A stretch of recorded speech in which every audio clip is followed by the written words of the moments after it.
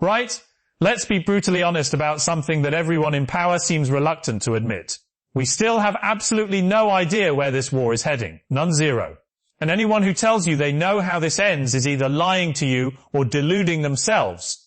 We are not long into this new war between the United States, Israel and Iran, and already it is a regional war. Already it has expanded beyond anyone's initial predictions. Iran has attacked Arab states who are US allies, as well as Iran's neighbors across the Gulf. The United Kingdom has dropped its refusal to allow the US to use its bases. The war is still escalating, and news alerts are pouring in constantly. Just moments ago, US Central Command released a statement saying that 3 US F-15E Strike Eagles have been shot down by Kuwaiti air defenses in what they're calling an apparent friendly fire incident. By the time I finish recording this, more missiles will have been fired, and more than likely, people who are alive right now will have been killed. That is the reality of war. That is the horror we're watching unfold in real time. It is way, way too soon to have any idea of when or how this war will finish. Once wars start, they are extraordinarily hard to control. History teaches us this lesson over and over again, and yet we seem incapable of learning it. But let me walk you through some of the ways that the belligerents, the warring parties, would like it to end.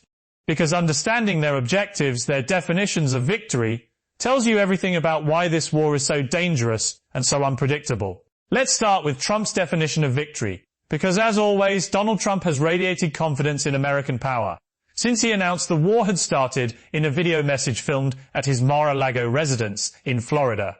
Other presidents might have chosen a solemn address from behind the resolute desk in the Oval Office.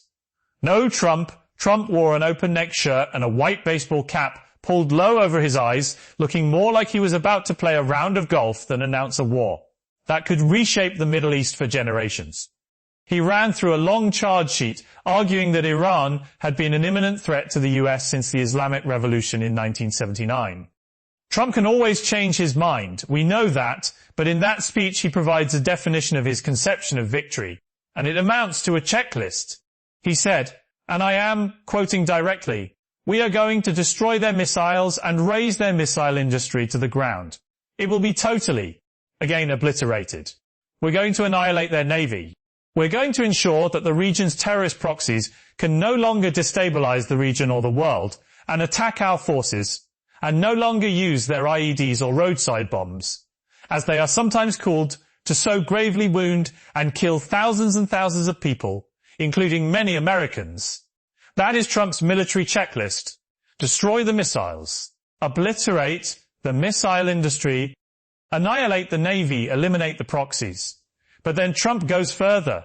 He claims Iran was developing missiles that could reach the US, a statement that is not backed up by US intelligence assessments. He also claims Iran is close to developing a nuclear weapon, contradicting his own statement last summer that the US had obliterated Iran's nuclear sites.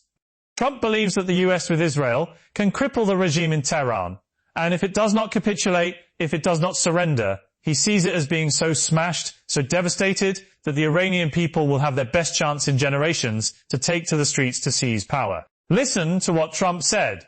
"When we are finished, take over your government. It will be yours to take. This will be probably your only chance for generations. For many years, you have asked for America's help, but you never got it. No president was willing to do what I am willing to do tonight. No, you have a president who is giving you what you want, so let's see how you respond. No, transferring responsibility for regime change to the Iranian people, even when he is directly encouraging them to act, gives Trump a potential way out at a later date if the regime survives. It is political cover, but it can also be viewed as a moral responsibility for the US to see it through. Though it is an open question as to how much that would sway a president who believes there is always a deal to be done, always a way to negotiate an exit, here is the fundamental problem with Trump's plan. There is no precedent, none whatsoever, for changing a regime or winning a war against a well-armed adversary simply by using air power alone. In 2003, the US and its allies, including the UK, sent major ground forces into Iraq to remove Saddam Hussein. In 2011, Libya's Muammar Gaddafi was removed by rebel forces armed by NATO and Gulf countries and protected by their air forces. Trump is hoping that the Iranian people can do the job themselves, that bombing alone will create the conditions for popular uprising and regime change. Trump's plan is a huge gamble, and the odds are stacked against bombing alone causing regime change. Could there be an internal pro-Western coup? No, impossible, but highly unlikely viewed from day 3 of the war. It is more likely that the men now running the regime will hunker down, fire more missiles, fueled by ideology and the conviction that they can take more pain than the US, Israel, or the Arab Gulf states. Most of the pain will be felt by the long-suffering Iranian people, but they do not have a say in the matter. They never do. No, let's talk about Netanyahu's calculation. Because, like Donald Trump, Benjamin Netanyahu has also made statements encouraging Iranians to take matters into their own hands. But if they cannot overcome the regime's ruthless security forces, Netanyahu's priority is smashing Iran's military capacity and its ability to rebuild militias around the region that could threaten Israel. For decades, Benjamin Netanyahu has seen Iran as Israel's most dangerous enemy. He believes that the Islamic Republic's rulers want to build a nuclear weapon to destroy the Jewish state. That is his nightmare scenario. That is what drives his entire strategic thinking. On Sunday, day 2 of the war, he stood on a roof in Tel Aviv, perhaps the defense ministry building in the heart of the city, and stated how he saw the war ending. He said that Israel and America together would be able, and I quote, "to do what I've hoped to achieve for 40 years through to crush the regime of terror completely." He said it was a promise that he would make sure became a reality. Wars always have a domestic political dimension, don't they? Like Trump, Netanyahu faces elections later this year. Unlike Trump, his own job is on the line. Many Israelis blame Netanyahu for the security blunders that gave Hamas an opportunity to attack on the 7th of October 2023. He will take a giant step towards electoral forgiveness if he can say he has led Israel to a decisive victory over Iran. He might even be unbeatable politically. But what about Iran's definition of victory? Because they have won too. The killing of the supreme leader and his top military advisors was a hammer blow to the regime. But it does not necessarily mean that it will collapse. Ayatollah Ruhollah Khomeini and the regime's other founders nearly 50 years ago designed its institutions specifically to survive wars and assassinations. It is not a one-man show. The Syrian and Libyan states under Assad and Gaddafi were built around ruling families. When the families were removed, Gaddafi was killed and Assad fled, the regimes collapsed. Iran is different. Iran's regime is a state system resting on a complex and dense network of political and religious institutions with overlapping responsibilities. It is engineered to survive wars and assassinations. That does not mean it will survive. The Islamic Republic system faces its sternest test right now, but it has planned for this moment. The regime's definition of victory is survival. Just survival.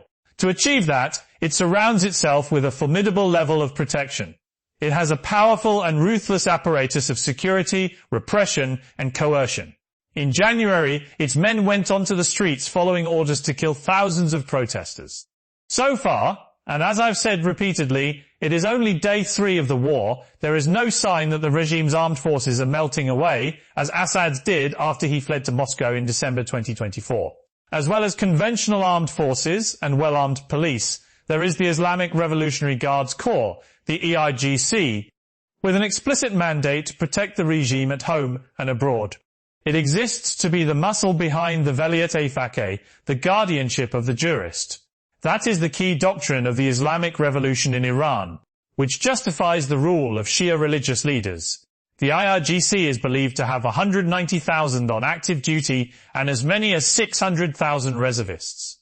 Religious doctrine apart, it also runs much of the economy. Its leaders have financial as well as ideological reasons to stay loyal. The IRGC is backed by the Basij, a volunteer paramilitary force. Its estimated 450,000 members have a reputation for loyalty to the regime and for thuggery. Donald Trump has threatened the IGC and the Basij with certain death. He said, "It won't be pretty unless they lay down their arms." His threats are unlikely to change many minds among the regime's armed men. The Islamic Republic and Shia Islam are imbued with the idea of martyrdom. when after hours of official claims on Sunday that the Supreme Leader was safe and well, the weeping newsreader on state TV announced Khamenei's death by saying that he had drunk the sweet pure draught of martyrdom. Some serious analysts of Iran suspect the Ayatollah went ahead with a meeting at his compound in Tehran with his senior advisors, when much of the rest of the world believed an attack was imminent because he sought martyrdom. Think about that. A leader potentially seeking his own death as a form of ultimate victory. The regime has a core of civilian loyalists. Thousands went onto the streets of Tehran after the killing of the Supreme Leader on the first of 40 days of mourning. They gathered in public squares lighting candles and the torches of their mobile phones, despite the plumes of smoke rising from US and Israeli airstrikes. These people exist, they are real, and they will fight to preserve this regime. No, let's talk about the bad precedents, because there are many. The Americans believe that this time their raw power along with Israel's can impose regime change on an enemy without creating a disaster. The precedents are not good. The removal of Iraq's Saddam Hussein in 2003 led to a catastrophe, long years of war that incubated jihadist extremist movements that still exist today. Libya, a country with enough oil to give its small population Western standards of living, is broken and impoverished. A failed state 15 years after Gaddafi was removed from power and killed. Western countries who celebrated his fall and made it happen essentially washed their hands of responsibility after the country broke up. Iran is a big country almost 3 times the size of Iraq, with a multi-ethnic population of more than 90 million. If the regime in Iran does fall, the nightmare scenario is that the confusion, chaos and bloodshed that might follow could rival the civil wars that killed hundreds of thousands in Syria and Iraq. Military action by the US and Israel is pulverizing Iran's military capacities.